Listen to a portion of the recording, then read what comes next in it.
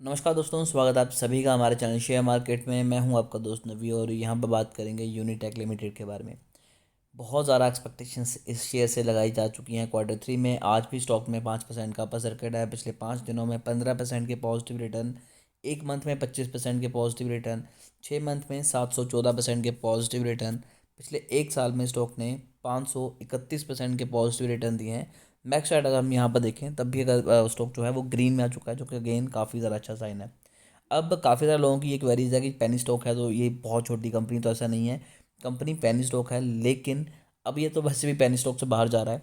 और कंपनी 1972 से काम कर रही है और कंपनी में तकरीबन 213 एम्प्लॉयज़ हैं, वो काम करते नज़र आ रहे हैं। और कंपनी के रेवेन्यू की बात करें तो वो 500 करोड़ था 2023 में, तो डेफिनेटली एक अच्छी न्यूज़ है।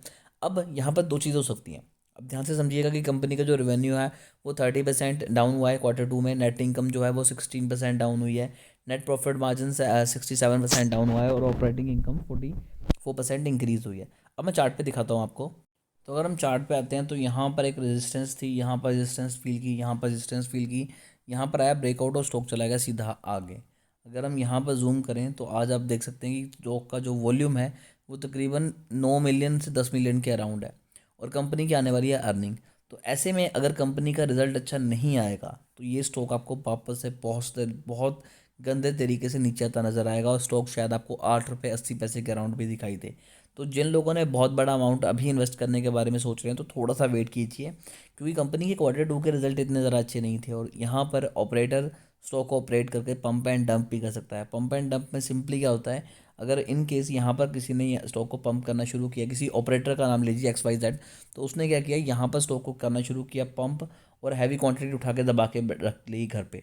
जब स्टॉक यहाँ पर गया तो उन्होंने अपनी क्वांटिटी निकाली और स्टॉक आ गया नीचे। यहाँ पर उन्होंने वापस हल्की फुल्की बाइंग शुरू कर दी और रिटेल इन्वेस्टर उनके पीछे लग के कि स्टॉक भाग रहा है और ज़रा पैसा लगाना शुरू करते हैं और यहाँ पर वो वापस से सेल करके स्टॉक को नीचे लेके आ सकते हैं। तो इन चीज़ों को बेसिकली मार्केट में अभी भी ऑपरेट होती हैं, तो ये कहना तो बिल्कुल गलत रहेगा कि ऐसा नहीं हो सकता। डेफिनेटली हो सकता है। और जिस हिसाब से स्टॉक भाग रहा है, अगर Q3 के रिजल्ट अच्छे नहीं आएंगे तो स्टॉक में बड़ी गिरावट के लिए तैयार रहिएगा। और इन केस अगर रिजल्ट अच्छे आते हैं तो स्टॉक यहाँ से वापस से भी भाग सकता है। तो डेफिनेटली एक जो मेजर लेवल्स थे वो मैंने आपको बता दिए। अगर हम यहाँ पर जूम आउट करते हैं तब भी आपको कुछ चीज़ें दिखाई देंगी। यहाँ से अगर स्टॉक और ज़्यादा नीचे आता है तो यहाँ से कहाँ तक जा सकता है।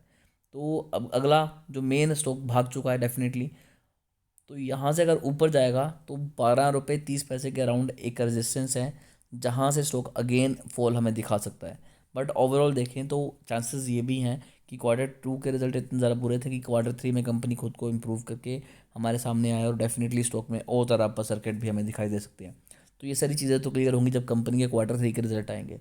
और अगर आप चाहते हैं कि इनके रिजल्ट आपको सबसे पहले दिखाई दें तो चैनल को अभी सब्सक्राइब करके बेल आइकन दबाइए, ताकि कोई भी इंपॉर्टेंट अपडेट आपसे मिस ना हो। अभी के लिए दोस्तों इतना ही।